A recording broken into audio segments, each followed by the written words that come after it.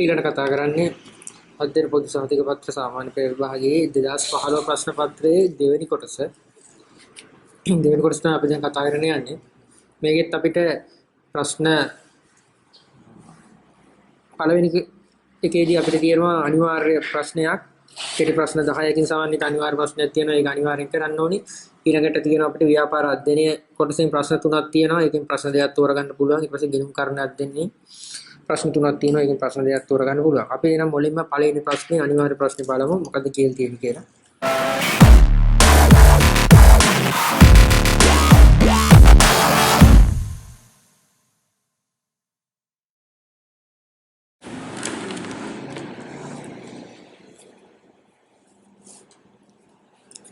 අමරසිංහ මුදලින් රුපියල් 50000ක්ද ලක්ෂ 5ක් වටිනා ලොරි රථයක්ද යොදා ඇඹිලිපිටියේ සිට මීකිරි නිෂ්පාදකයෙකු වන රසිකගෙන් මුදවපු මීකිරි හට්ටි මිලදීගෙන කොළඹ පිහිටි රජයේ ආයතනවල ආපනශාලාවට බෙදා හැරීම ව්‍යාපාරයක් අමරස මීකිරි නමින් 2015 ජනවාරි 1 වෙනි දින ආරම්භ කරන ලදී. එදින රුපියල් 20000ක් තැන්පත් කර ජංගම ගිණුමක් ආරම්භ කරන ලදී. මිලදීගත් මුදවපු මීකිරි හට්ටි සඳහා මාසයේ අවසානයේදී චෙක්පත් මගින් ගෙවීම කරනු ලබන අතර ආපනශාලා හිමියන්ට එම කිරි හට්ටි අත්පුට මුදලට සපයයි. අපෙන් පොඩි සිද්ධියක් දෙනයක් දීලා අපි බලමු මොනවද අපෙන් අහලා තියෙන්නේ කියලා. 2015 ජනවාරි මාසයේදී සිදු වූ ගනුදෙනු වල තොරතුරු කිහිපයකුත් අපිට දීලා තියෙනවා. අපි මේ තොරතුරු අවශ්‍ය වෙලාවට බලමු මොනවද දීලා තියෙන්නේ කියලා. ඊළඟට අපිට තා පොඩි විස්තරයක් යටින් ආයි කියලා කියනවා. පෙබරවාරි මාසයේ සිට මුදවපු මීකිරි හට්ටි කොළඹ හා අවට නගරවලට බෙදා හැරීමට අපේක්ෂා කරන අතර එමගින් මාසකට විකුණනු ලබන කිරි හට්ටි ගණන 105කින් ඉහළ යනු ඇතැයිද අපේක්ෂා කරනවලු. තවද මේ සඳහා නව ලොරි රථයක් මිලට ගන්න අපේක්ෂාවකුත් තියෙනවලු. අපි බලමු අපි මොනවද දැන් අහලා තියෙන ප්‍රශ්න ටික කියලා. ඉහත සිද්ධියේ සඳහන් නිෂ්පාදිතය මගින් සපුරාලනු ලබන මූලික මිනිස් අවශ්‍යතාවය කුමක්ද?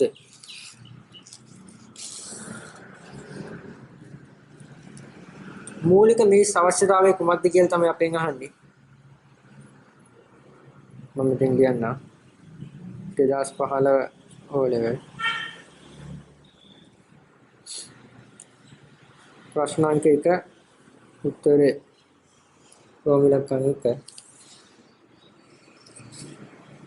යටතේ අයන්න. අපෙන් අහන මේගොල්ලෝ සපුරාලන මීනික මුනිස් අවස්ථාව මොකද්ද? අපි සපුරාලන්නේ මීකිරි කියලා කියන ආහාර කියන අවශ්‍යතාවය තමයි අපි මෙතනින් සපුරාලන්නේ.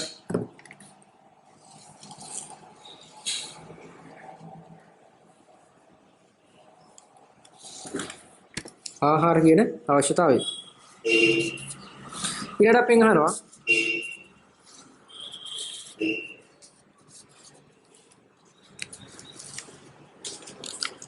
අමරස මීකිරි ව්‍යාපාර ආයතන ව්‍යාපාර සංවිධානය මොකක්ද? අමරස මීකිරි ව්‍යාපාරය අයිති වෙන ව්‍යාපාර සංවිධානය මොකක්ද කියලා තමයි අපි අහන්නේ.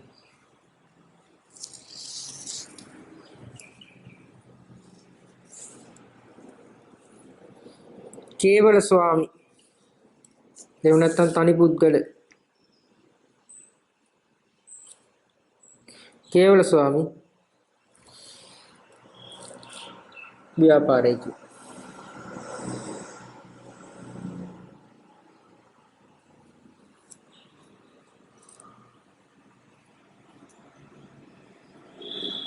පෞද්ගලික අංශයේ කේවල ස්වාමි ව්‍යාපාර සංවිධානය. මේ සඳහා නිෂ්පාදිතයට බෙදා හැරීමේ ක්‍රියාවලිය ගැලීම් සටහනක් මගින් දක්වන්නලු. මේ බෙදා හැරීමේ ක්‍රියාවලිය ගැලීම් සටහනක් මගින් දක්වන්නලු. අපිට පුළුවන් මේ සඳහා නිෂ්පාදිතය බෙදා හරින්නේ කොහොමද කියලා අපි පොඩි ගැලීම් සටහනක් හදිමු. මුලින්ම රසික අපිට පුළුවන් අමරස මීකිරි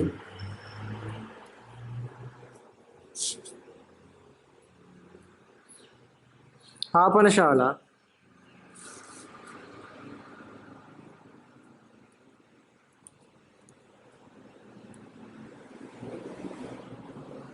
පාරිභෝගිකයා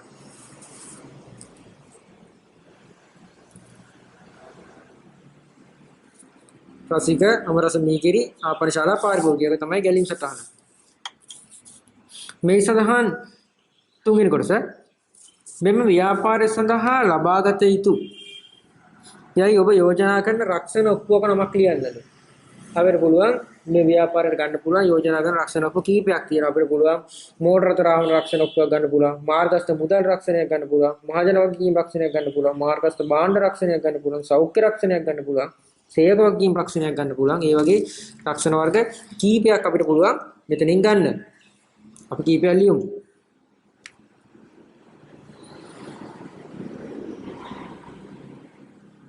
තුනේ හයන්න. ඒක තමයි මෝටර රථ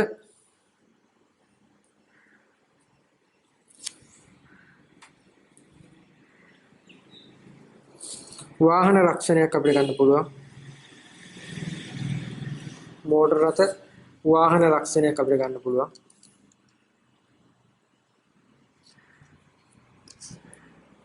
ඊට අපිට ගන්න පුළුවන් මාර්ගස්ත මුදල් රක්ෂණයක් ගන්න පුළුවන්.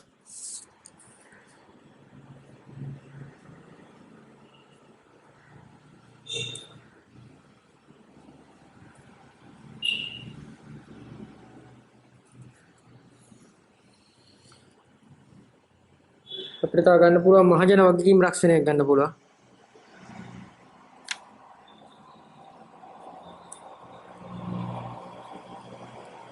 ඔය ආකාරයට අපිට රක්ෂණ වර්ග කීපයක්ම ගන්න පුළුවන්.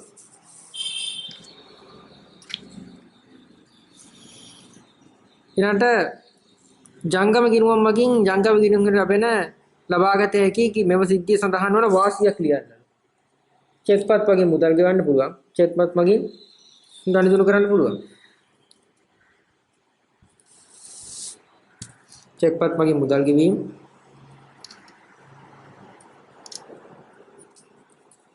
තුනේ ආයන්න.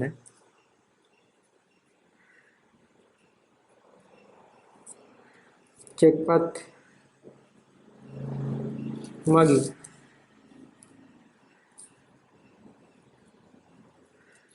මුදල් ගෙවීමට හැකියවීම.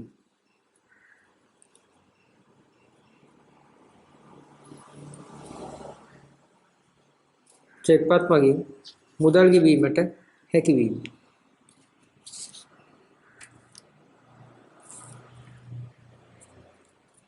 තව එකක් පුළුවන්.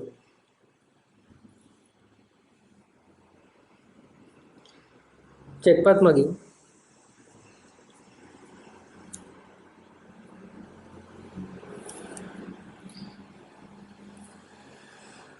ගනුදෙනු කළ හැකියවීම.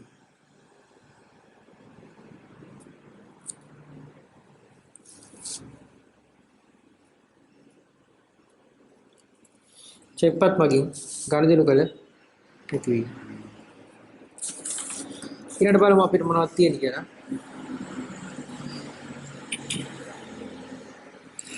හතර මෙම ව්‍යාපාරයේ පුළුල් කිරීමට අවශ්‍ය වන ලොරි රථයේ මිලදී ගැනීම සඳහා අවශ්‍ය අරමුදල් සම්පාදනය කර හැකි විධිමත් ක්‍රම දෙකක් ලියන්න. ලොරි රථයක් ගන්නව හදන්නේ ඒකේ අරමුදල් සම්පාදනය කර ගන්න විධිමත් ක්‍රම. අපිට පුළුවන් බැංකු ණයක් ගන්න පුළුවන්, මූල්‍ය ආයතනකින් ණයක් ගන්න පුළුවන්, කල්බදු පසුබිමක් ගන්න පුළුවන්, අයිතිකරුගෙන් අතිරේක ප්‍රාර්ථනාවක් සොදලා ගන්නත් පුළුවන්. හතර ප්‍රධානම වශයෙන් අපිට පුළුවන් කල්බදු ලීසින් ගන්නවා කියන්නේ කල්බදු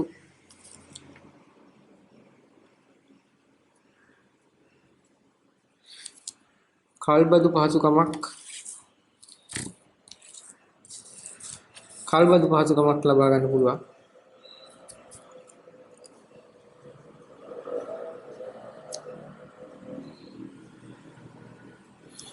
කල්බදු පහසුකම ලබාගත හැකි වීම. බැංකු ණයක් ලබාගත හැකි වීම.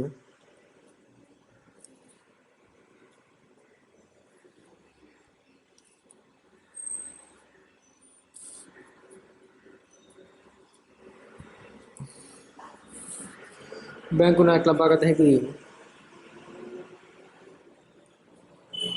අතිරේක ප්‍රාග්ධනීය දෙවීම.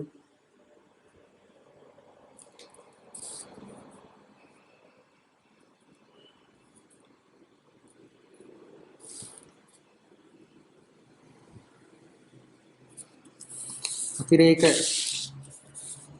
ප්‍රාර්ථනීය දෙවීම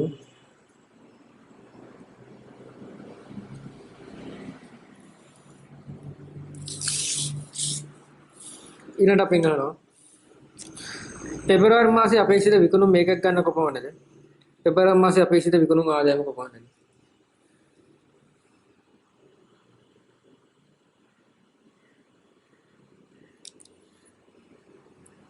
පෙබරවාරි මාසයේ අපේක්ෂිත පෙබරවාරි මාසයේ අපේක්ෂිත විකුණුම් මේකක් ගන්න කොච්චරද කියලා අපෙන් අහනවා. අපි බලමු මෙතන තොරතුරු වල දී ඇති.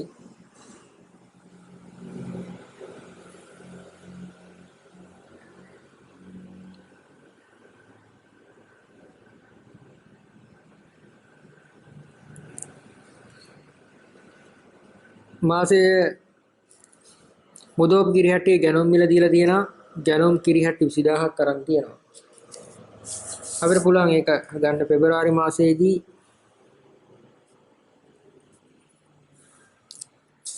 ගැනුම් 20000යි. හට්ටි 20000ක් අරන් තියෙනවා. ඒකක පෙබරවාරි මාසයේදී ඒකක 20000ක් අරන් තියෙනවා.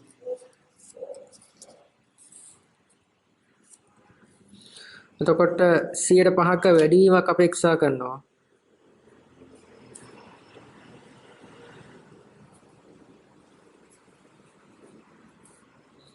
තෙල් 1000යි. එහෙනම් පෙබරවාරි මාසයේ ඒකක ගණන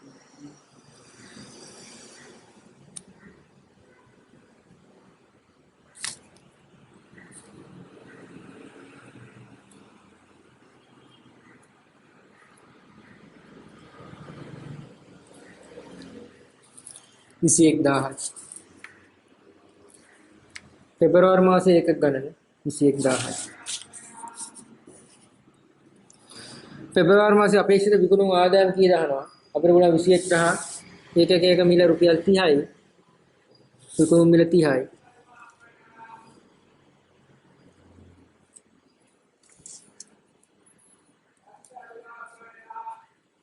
විකුණුම් ආදායම දරුණ විකුණුම් ආදායම ගන්න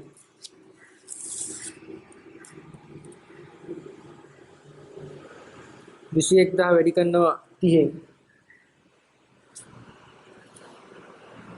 රුපියල් 6,30,000යි. රුපියල් 6,30,000ක් ප්‍රමාණයක් තමයි විකුණුම් ආදායම කියලා අපිට එන්නේ.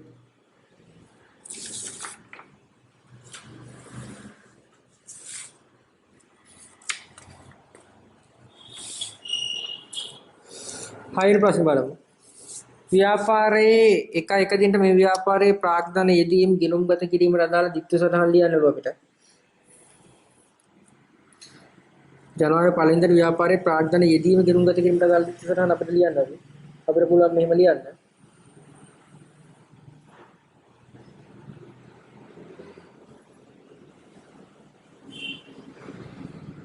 අපිට පුළුවන්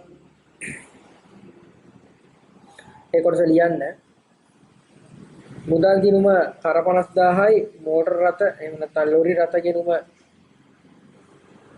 කර 50000 ලක්ෂ 5යි ප්‍රාග්ධන ගිණුම බැර ලක්ෂ 5යි. එහෙම ලියන්නත් පුළුවන්. එහෙම නැත්නම් මුදල් ගිණුම කර 50000යි ප්‍රාග්ධන ගිණුම බැර 50000යි මෝටර රථ ගිණුම ලක්ෂ 5යි ප්‍රාග්ධන ගිණුම බැර ලක්ෂ 5යි කියලා ලියන්නත් පුළුවන්.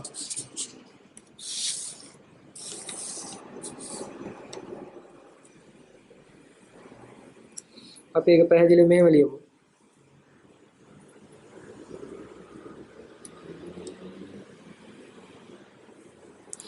ප්‍රාග්ධනයේදී අපි මේ ලියන්නේ මුදල් හර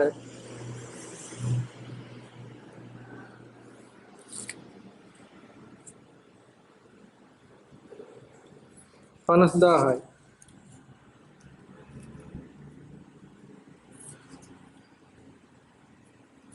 ප්‍රාග්ධන ගිණුම බැර 50000යි. ඊට අපි ලියන්න පුළුවන් ලොරි රථයක් ගන්න එක. मोटर रथ हरी लोरी रथ हरी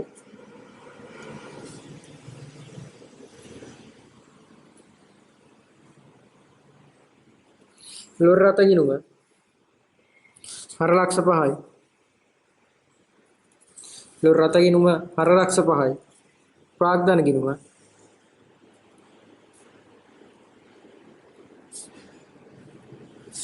බැර ලක්ෂ 5යි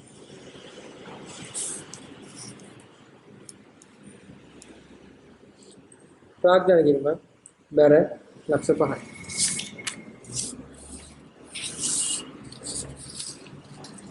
ඊළඟට අපිට පොඩි වගුවක් දීලා තියෙනවා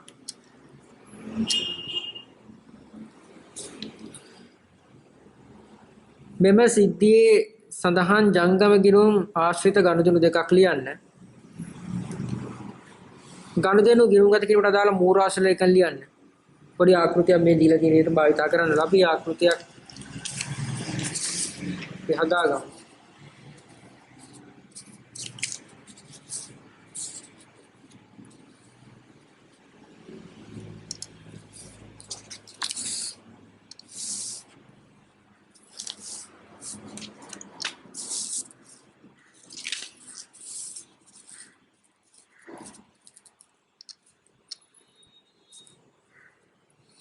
පොඩි ආකෘතියක් හදාගමු.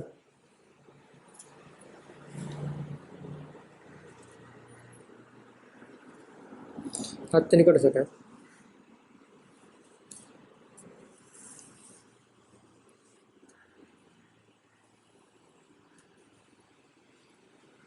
ගනුදෙනුව සහ මූලාශ්‍ර ලේඛනය.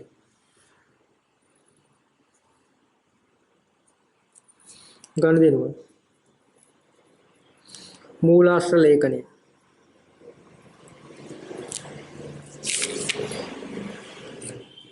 අපෙන් ඉල්ලන්නේ ගනුදෙනු දෙකක්.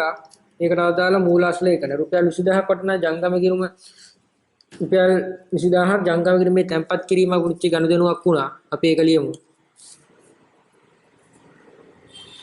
රුපියල් 20000ක්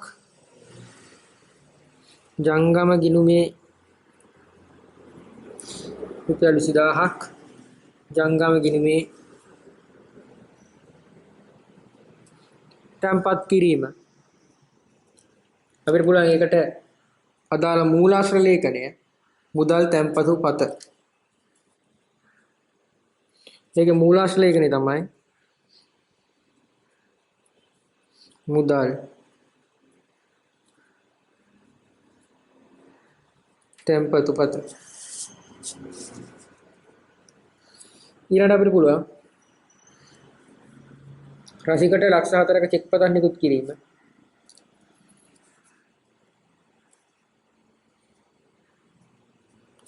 රසිකට ලක්ෂ 4ක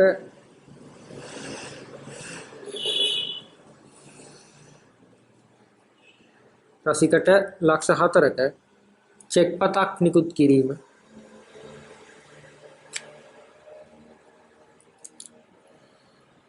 අපිට ගන්න පුළුවන් චෙක් පිළිපත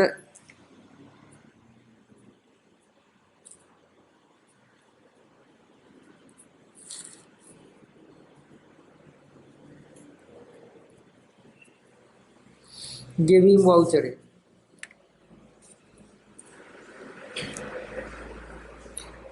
ඊළඟ බලමු 8 වෙනි කොටස. 8 වෙනි කොටස බලමු මොකක්ද අපි අහලා තියෙන්නේ කියලා.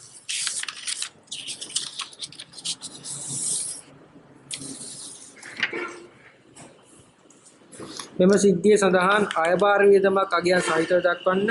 මෙම සිද්ධිය සඳහන් ප්‍රාග්ධන වියදමක් අගයන් සහිතව දක්වන්න කියලා තමයි කියලා තියෙන්නේ. අයබාර වියදම් කියලා කියන්නේ ව්‍යාපාරික දෛනික කටයුතු එදිනෙදා යොදා ගන්නා වියදම් තමයි. මෙහෙයුම් වියදම් වගේ දේවල් තමයි අයබාර වියදම් කියලා කියන්නේ. ප්‍රාග්ධන වියදම් කියලා කියන්නේ ව්‍යාපාරයේ දීර්ඝකාලීන කටයුතු සඳහා යොදා ගන්න ලබන ස්ථාරවත්කම් මිලදී ගැනීමට වගේ කටයුතු වලට යොදා ගන්න දේ තමයි ප්‍රාග්ධන වියදමක් කියලා කියන්නේ. අපිට මෙතන අයබාර වියදම් කීපයක් මුණ ගැහුණා. දෛනික ගනුදෙනු වලදී සිදුවෙන මේ ටික ලියමු දෙකයි ඉල්ලන්නේ. අයබාර වියදම්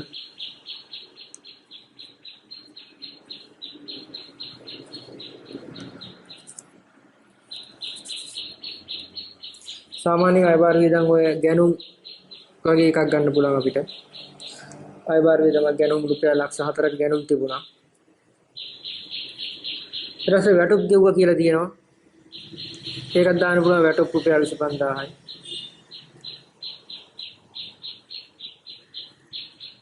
එතකොට ඉන්ධන වෙනත් වියදම් ගෙව්වා කියලා තිබුණා 40000.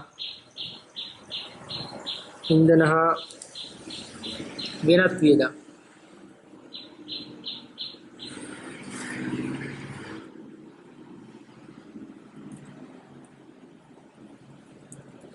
ඔයගේ මෝටර රථ ෂෙයා කියලා ගන්න පුළුවන් රුපියල් 5000ක්. ඒ වගේ තියෙන වියදම් කීපයක් ලියන්න පුළුවන්. ඊට පස්සේ ප්‍රාග්ධන වියදම්.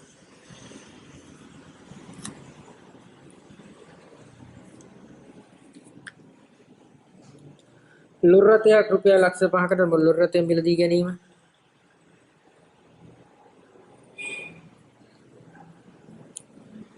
ලක්ෂ 5ක් වටිනා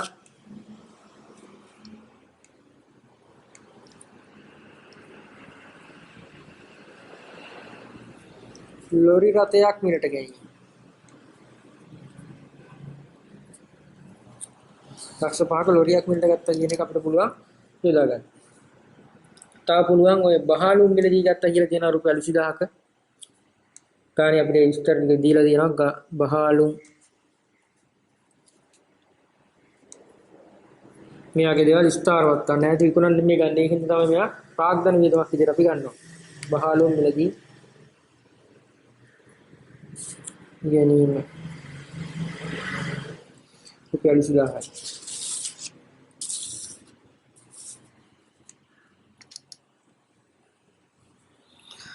2015 ජනවාරි මාස සඳහා ව්‍යාපාරයේ මුදල් පොතේ බැංකු තීරුව පිළියෙල කරන්න කියලා තියෙනවා. ඊට පස්සේ අමරස මීකිරි ව්‍යාපාරයේ මුදල් ශේෂය ගණනය කරන්න කියලා තියෙනවා. අපි මුදල් පොතේ බැංකු තීරුව ඉස්සෙල්ලා හදමු.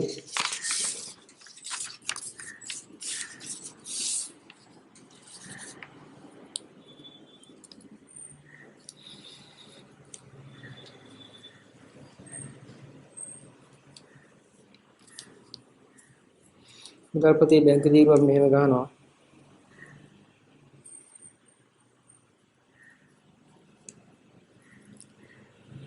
මුලින්ම ජනවාරි 1 වෙනිදා අපේ ගාණ කියලා තියෙනවා 20000ක් තැන්පත් කරා කියලා.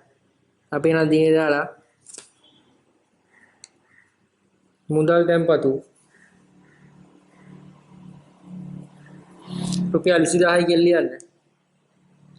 ඊළඟට ගැනුම් ගත්තා කියලා තිබුණා චෙක් පතකින් රුපියල් ලක්ෂ 4ක්.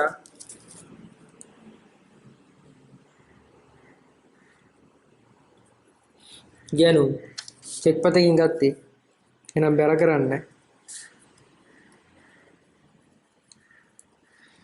ගැනුම් චෙක් පතකින් ගත්තා. නැවත බැර කරන්න. ලක්ෂ 4යි.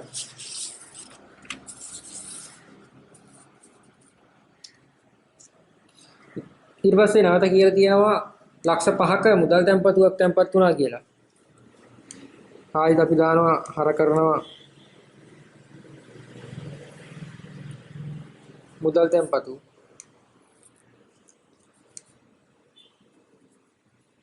ලක්ෂ 5යි. දැන් අපිට මේක බැලන්ස් කරලා ශේෂය ගන්න පුළුවන්. 5,20,000යි.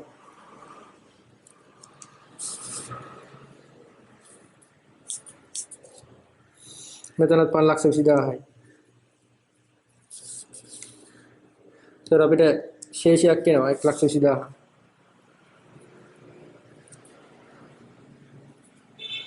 ශේෂය පහතට ගෙන ශේෂය ඉදිරියට ගෙන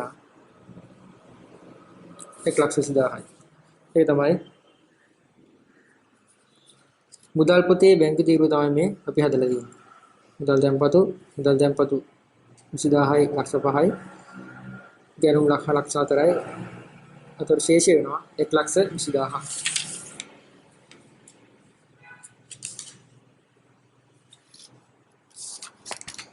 ඊට අපිට කියලා තියෙනවා මුදල් පොත පිළියෙල කරලා දෙන්න කියලා.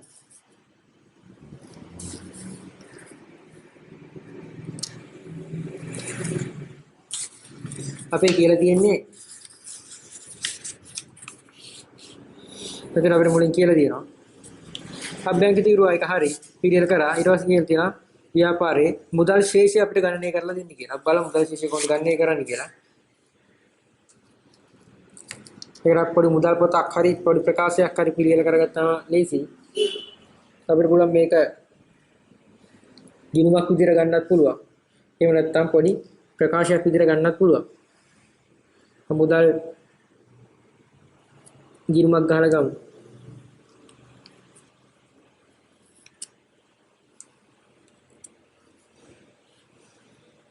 ඉස්සල්ලා ගැහුවේ මුදල් පොතේ බැංකු තීරුව. අපි දැන් ගහන්නේ සාමාන්‍ය මුදල් පොත. ආරම්භක ශේෂයක් මොකුත් නැහැ. අපිට පුළුවන් දාන්න ප්‍රාග්ධනය 50000යි.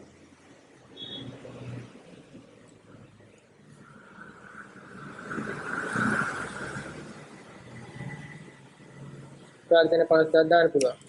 ජංගම ගිණුමේ තැන්පත් කරා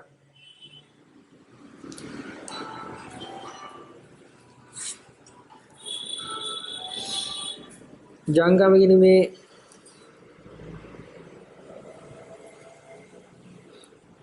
තැන්පතු ජංගම ගිණුමේ තැන්පතු රුපියල් 20000යි. ඊට අපිට වියදම් ටිකක් තියෙනවා. අපි වියදම් ටික ඉස්සලා දාගෙන යනවා. වැටුප් ගෙව්වලු 25000ක්. වැටුප් ගෙව්වලු 25000ක්. බහාලුම් ගත්තා. බහාලුම් ගෙනුම් 20000යි. ඉන්ධන හා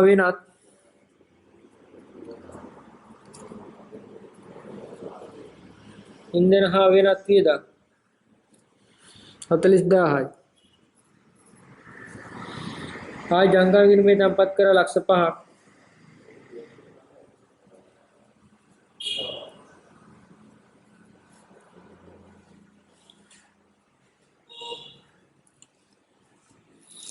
ජංගම ගිණුමේ ආයි තැන්පත් කර ලක්ෂ 5ක්. ඒකත් අපි දාගත්තා. ඊට විකුණුම් ලක්ෂ 6යි.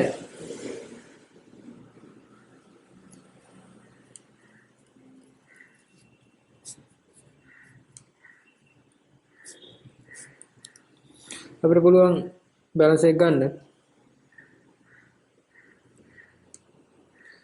6,50,000 වැඩි පැත්ත එකතුව.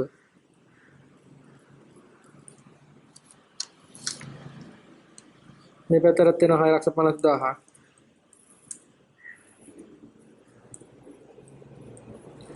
ඒතර අපිට මේ ටික එකතුවත් එක්ක ගත්තාම ශේෂයක් එනවා 45,000යි.